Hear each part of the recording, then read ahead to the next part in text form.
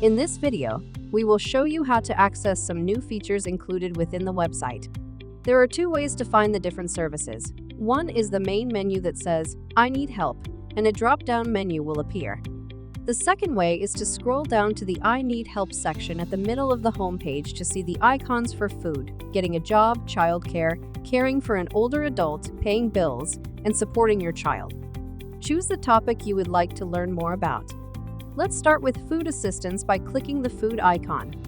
You will be taken to a page that shows you items to quickly help you to the program that supports you with nutrition assistance for Mississippians of all ages.